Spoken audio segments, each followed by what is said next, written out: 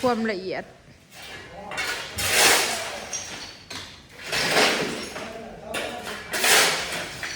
ทุบแล้วก็ค้นทุบแล้วก็ค้นพญายล้านว่ะโอ้ยบ่แล้วจักเทื่อเด้เจาะประตูพี่น้องเขาอาดถองนี่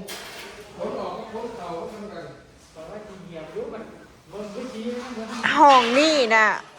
บัดแล้วข่อยสิเฮ็ดน้ำหลังพี่น้องเพราะว่าข่อยบ่ได้ใส่ปุ่นใส่หยังดอก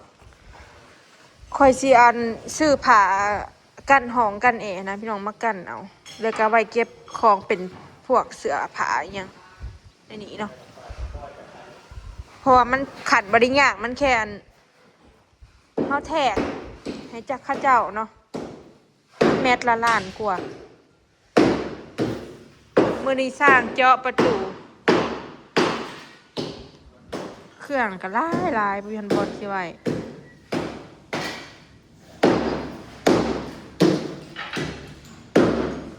จีมันแข็ง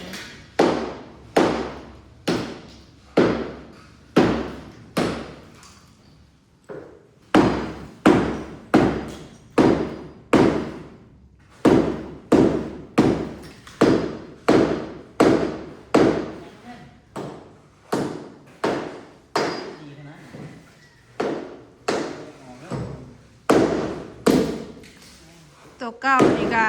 ละเสียวกะโลอันเก่าหั่นแหละติดขอบมันพี่น้องแล้วก็ส่วนไปทิ่มคนละล้างบ้านมันแข็งอยู่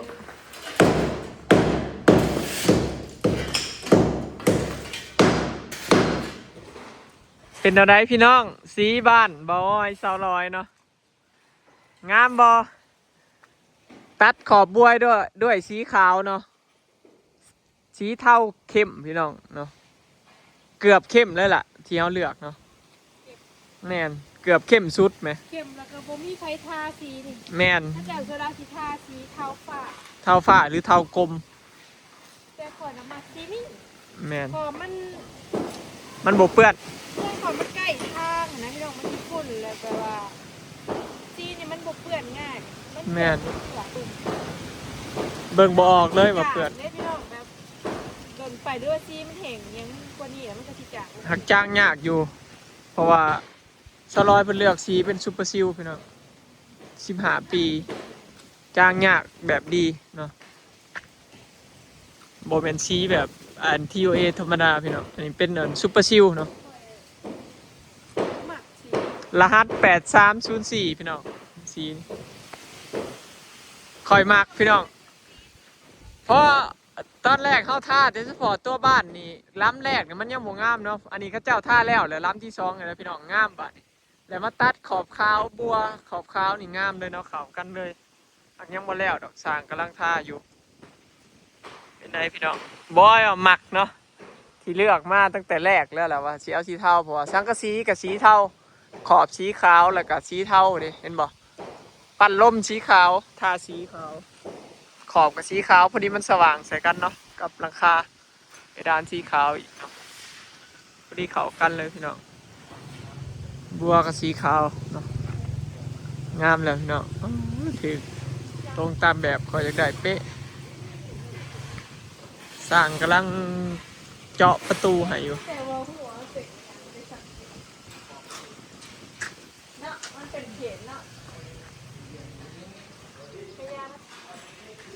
งามมันสิบ่ค่อยละเอียดไปได้พี่น้องบ่แม่นว่าสร้างภาพบ่งามเลยมันเป็นย้อนแบบว่าเพื่อนถ้ามันเป็นสาบตัวเก่ากับสาบตัวใหม่ปูนเก่ากับปูนใหม่มันสิท่าแล้วมันสิต่างมันสิบ่เพียงในอย่างปูนตัวเก่ามันมีสีทับ2สีแล้วสีที่3มันท่าเฮือนหลังนี่นะท่าสี3 รอบนี่พี่น้องมันท่าหลายล้ำเลยว่าง่ายซะไปสีเก่าเป็นสีฟ้าสีที่2เป็นสียังก่อยบ่แมนสีครีมคือว่าอันนี้สีที่3เนาะเป็นสีเทามันก็สิบ่ละเอียดพอมันทาหลายรอบแล้วแต่ว่าสีห้องพื้นเนาะทาแล้วพี่น้องแบบห้องพื้นแบบทับห้อยเก่าเนาะมันเป็นแบบสีเทนเนอร์มันสีใสมันก็เลยบ่เห็น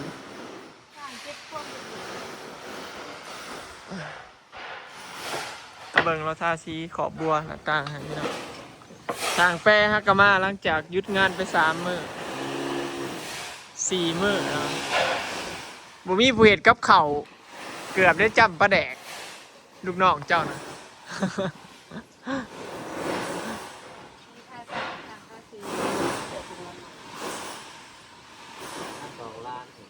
งานดองร้านอ๋อติดงานดองร้านพี่เนาะ ตอน จริง นี้แล้วก็สิเก็บกุหลาบเข้าไปคือจะมีแบบมันต้องพิธีพิถันเลย งานทาสีนี่มันเป็นง่ายพี่เนาะต้องฝีมือคน นิ่ง ที่ ละ สิ เอียด ทาสีแบบเก็บละเอียดแบบนี้ต้องคนใจเย็นนะ กับมือต้องนิ่งต้องนิ่ง ถ้าบอกคนใจเย็นเนี่ย งานนี่ต้องเหมาะกับสร้างแปรเราเรานิ่งเรานิ่งเราใจเย็นมือนิ่ง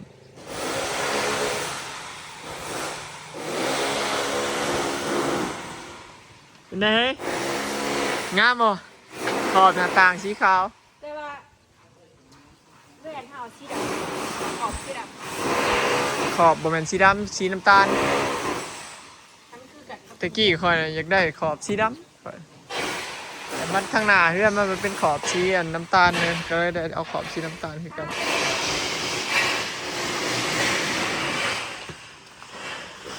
ยังเหลือทาแอลมันเนาะแอลนี่มันสีคนละสีพี่น้องมันสิเป็นสีตัดเนาะเข้มกว่านี้สีตัด มีท่าบริท่าสีท่าอย่างนี้แหละ อันนี้บ่ยากอันนี้เอาอันนั้นนะคัดแล้วก็เอาสีสแลกเข้าในนี่นานค่ะ ยาก ครับอันนี้พนักได้เปลี่ยนพี่น้อง แต่ซับนี่ก็ดีใจเลยพี่น้องเลยเนาะ แม่นได้เฮือนใหม่ด้วยแบบนี้ เฮ้ยแต่ก็เห็ดเตะ ฮะพาใหม่เบิด โอเคแล้วขอแต่คัดท่าเดี๋ยวไปจะให้มันตรึมถึงเพิ่มแต่ว่ามัน เขาเจ้าทาหอดตัวนี้นี่แหละเขาเจ้าเอาแป้งมาเก็บเอา แล้วเขาจะเอาคือเชฟใส่ไปขั้นแรก ยังเขาเจ้ายังสิเก็บสี มักม่วงตกพังสีก็ไปเอาไปแล้ว เนี่ยพี่น้องงามเนาะโอ้มักว่าสีนี่ จ้า มองกระซอมีกิ มัน น มี จะ ขา เป็ ว ด ว่า แต่มาทางเงินจะรอได้ขาดมันบ่ปิดตัวย่านว่าตอนนี้มันใกล้มากเนาะ แม่นก็มันห่ม ใก เขา ล้คนแล้วมันจะปิด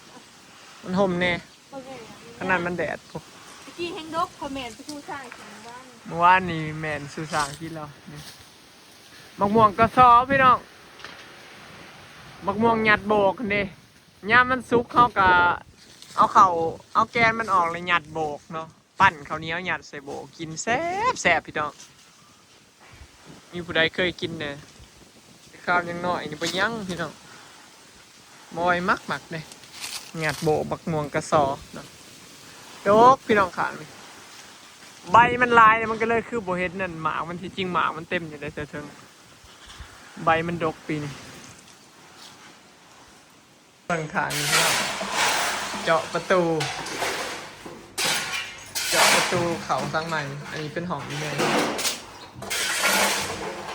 ห้องใหม่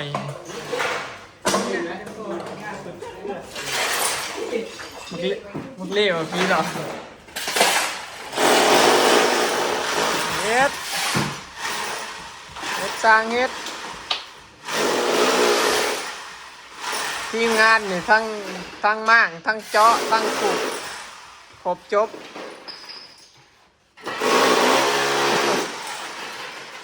เจาะโดยสังปุ มีมองไหนนี้ ไม่ยังอยู่นะ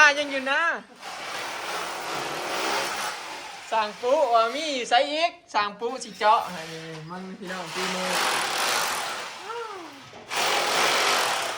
เรื่องเจาะไว้ใจสั่งปูพี่น้อง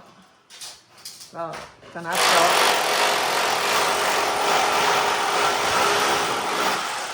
FC ผู้ใดอยากให้สั่งปูไปเฮ็ดกระถูกเพื่อนนั่นเนาะเฮ็ดใหม่เดี๋ยวให้สั่งปูไปเจาะให้บ่ได้เจาะแต่เฮือนแต่ว่า คนกับเจาะอยู่บ่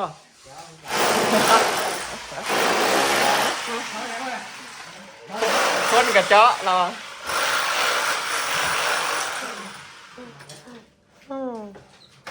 คักทีมงานนี่ ยกโป้เดี๋ยวมีอันก่อมาบ่อนจอดรถอีกจังสีงามคือดีเนาะล่างเลยแล้วล่างบ้านเลยแล้ว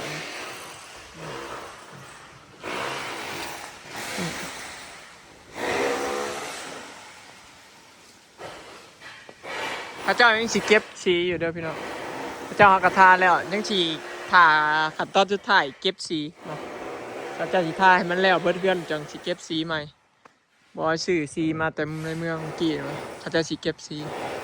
แต่ว่าพระเจ้าทาทาสีแล้วพุ่นละพอทาสีแล้วถาเก็บน้ำหลังเบิดเพื่อนเนาะเพราะว่ายังสีทาแอลมันอีกเลยเป็นยังไงพี่น้องสีที่บอยเลือกงามบอเนาะบอยว่ะถือใจเด้พอเลือกออกมาแล้ว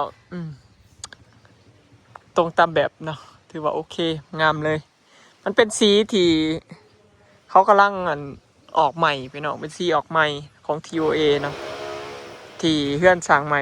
ท้องฝั่งไทยเขากำลังทากันเนาะรหัส8304กำลังฮิตกันในปีนี้พี่น้อง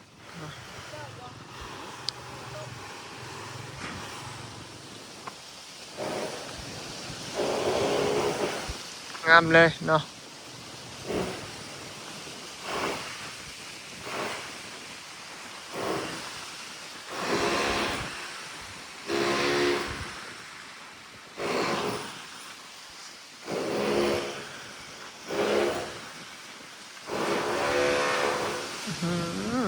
ฝุ่นพี่น้องลมแห้งมานี่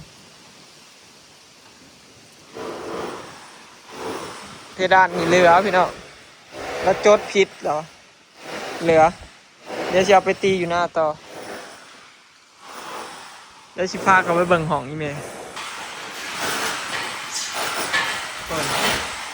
สั่งปากปูนสาบสั่งดาวพี่น้องสั่งดาวเป็นคนสาบ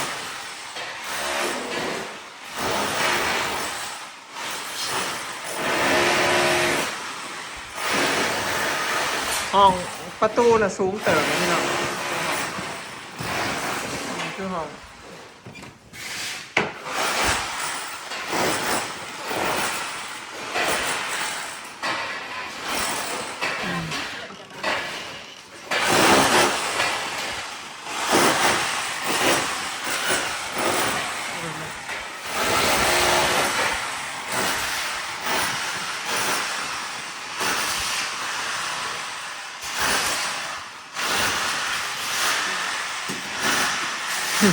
งานละเอียดพี่น้องเห็นแล้วก็คนละเห็ดอย่างเงี้ย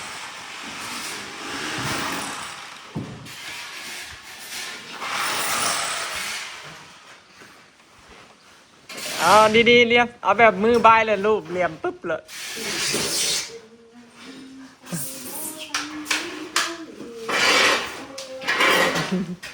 อารมณ์ดีเด้อมือนี่เนาะงานใกล้สิแล้วเลยเด้ มื้ออื่นได้เลยเนาะมื้อจะแล้วบ่แล้วบ่แล้ว มันดื้อปุ๊บ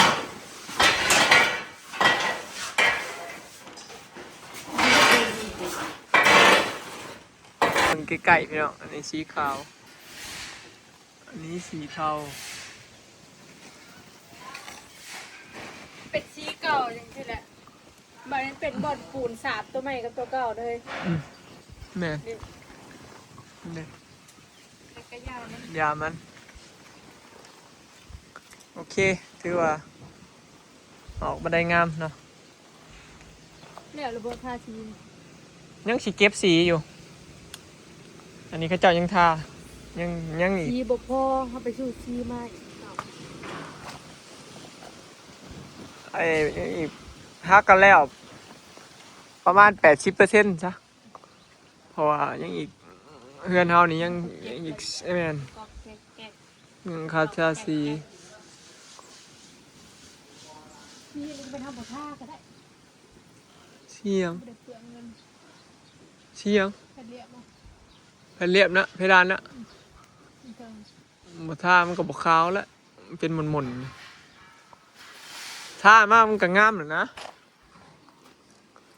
เพราะว่ามุมสูงคณะบ่ท่านี่มันยากจ้างเขาท่าต่างหากอะไรคือปัญญาขอแต่ออกมางามเป็นเงินหลายอย่ามัน คือบ่อยากเบิกเงินมาสั่ง บ่อยากเบิกแนวใดมื้อวานนี่เราก็จมอยู่ แม่นบ่ ถามช่างเท้าอนุญาตไว้บ่ซั่นนะ คือบ่อยากเบิกเงินเดี๋ยวนี้ เจ้เพิ่นสิจ่ายแล้วอันพนักงานบ่เบิกก็อยากจ่าย บ่แต่ก็เอาแล้วคือเสียเบิกเลย บ่เบิกก็อย่าเนาะบ่เบ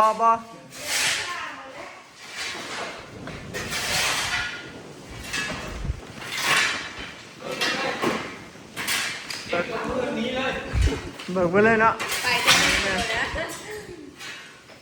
คันเรียกว่าสิคิดอยู่ เราบ่เบิกแล้วเราได้เป็นลายแหละเราบ่เบิกปานนี้เรา เบิก30,000ไปเลย เบิก30,000ให้เราไป ปวดอะไรก็เจ็บ เก็บเลยเดี๋ยวสิให้ทุบอีกทุบสักครั้งอ่ะ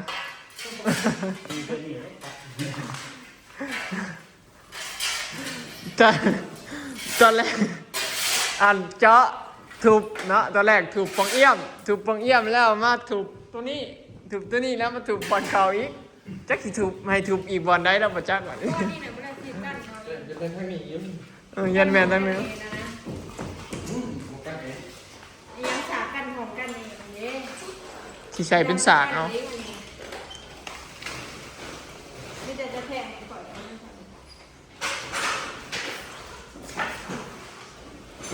เป็นแมทนี่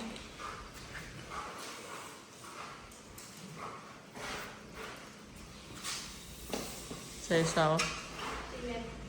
บ่แม่นไปให้มันสุดจุดเสาติเลขหยังโอ้ยมันบ่แม่น 13 2 เมตร 35หนึ่ง2 เมตร 35 เซนหนึ่งของ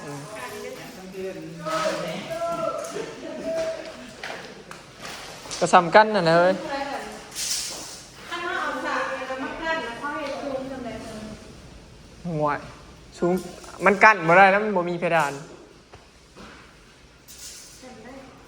โบจะสิกันแอร์จะแอร์กับโผบัตรจะใส่เพดานได้ซะมันต้องได้เพดานก่อนถึงกัน เอาไว้ใส่เครื่องเอาไว้ใส่เครื่อง อืม เอาไว้ซื้อมาไว้อยู่แล้วเอาแทงไปเอาแทงเอามาเก็บ เน้ในมือน่ะแดงๆน่ะบีบแดงๆน่ะโอ้ยส่วนประตูทางเข่ากระเจาะทั้งพี่น้องนี่งามบ่พี่น้องบ่ให้เห็นเป็นประตูแบบบ่ได้ใส่บานเด้อเพราะว่าสิให้มันเป็นอันมงมนนั่นนี่เจ้าเห็ดขอบมงมนให้นั่นนี่พอเนาะเป็นบานนั่นนี่รอบ่ถึงใจสร้าง จะซื้ออะไร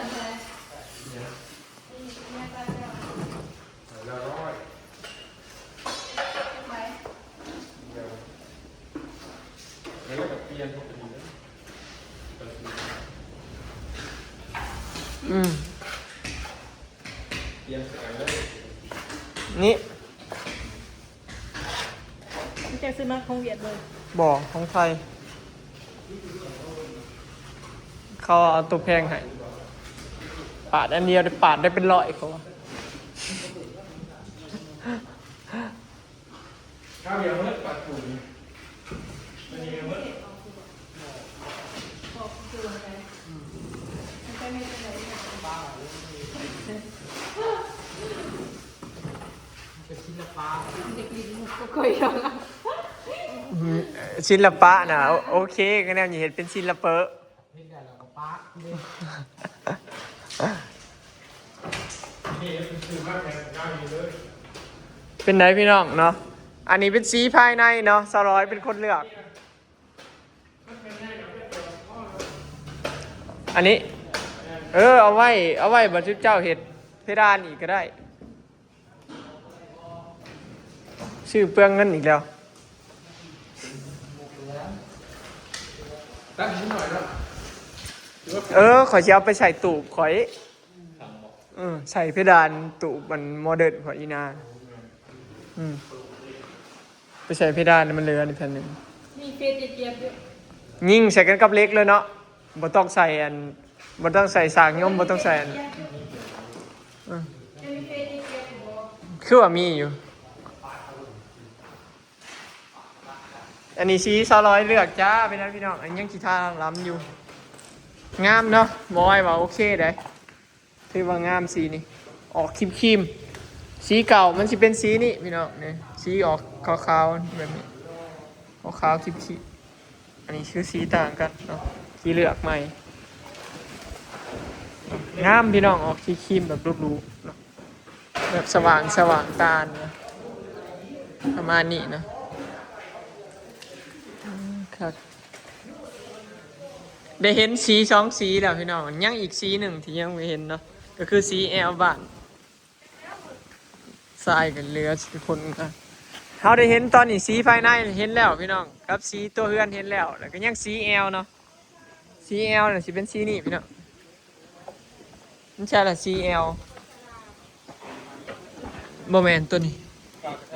ซุปเปอร์ซิลพี่น้องซุปเปอร์ซิล15 ปีเด็สีแอลมัน